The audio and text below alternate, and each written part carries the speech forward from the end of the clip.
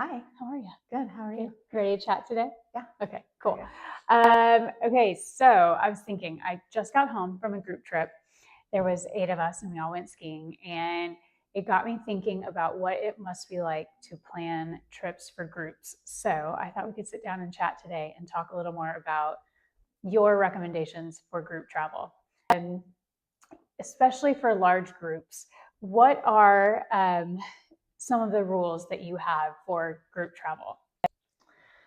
Well, I think that the first question that you have to ask yourself is, do you want to explore a destination with your friends, or are you wanting to host a destination party?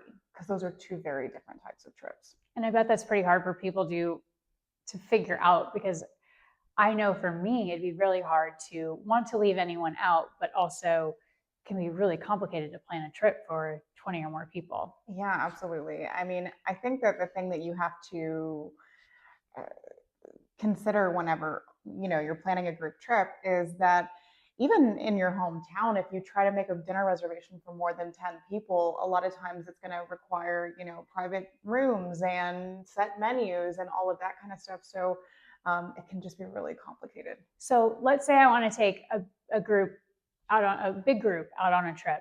What are some of the things I need to consider, and where do you recommend we go? So whenever you're taking a big group, you really need to focus on a destination where, like a resort as a destination, basically. Lots of things to do on site, and places that don't necessarily need a lot of logistics, that everybody can explore on their own, and kind of need to think about the fact that not everybody is going to be together the whole time if you've got a big group. Um, so destinations that have a lot of things on site to do are the best for larger groups. So like cruises can be great. Resorts in Mexico, are really like any larger beach resort can be really great. Usually there's a spa, multiple pools, multiple restaurants, all of that.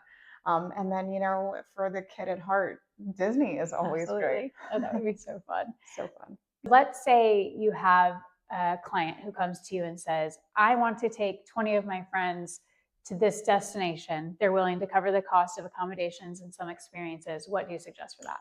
Yeah, I think in those cases it works really well to rent a home or a villa, and all be together, have chefs, things like that.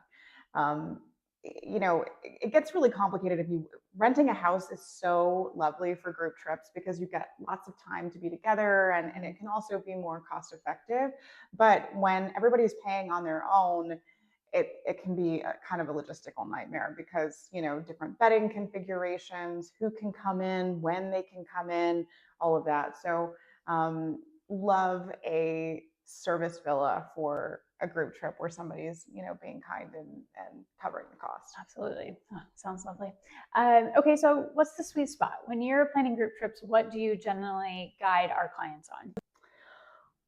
So I think that the sweet spot is really trying to limit the number of people as much as you can, which I know is so hard, like you said. But think about that rough number of people that makes it difficult at any dinner reservation, which is usually somewhere between like 8 and 12.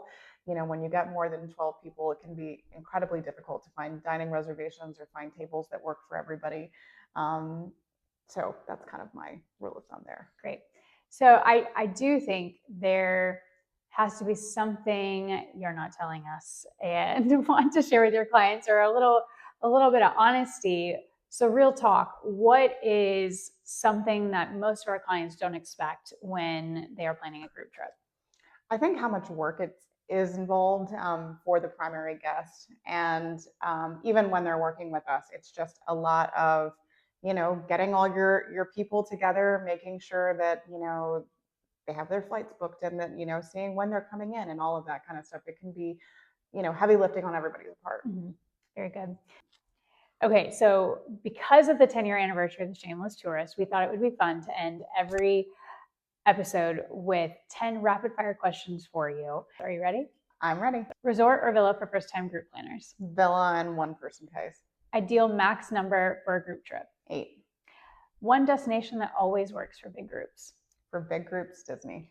One destination people underestimate for groups?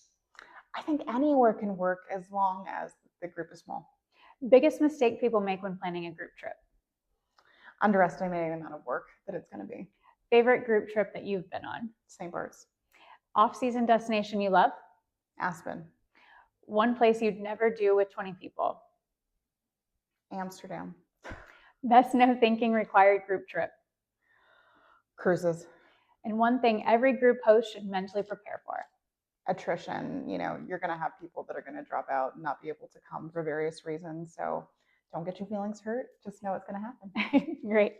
Well, thanks for chatting with me today, and cheers to 10 years. Cheers.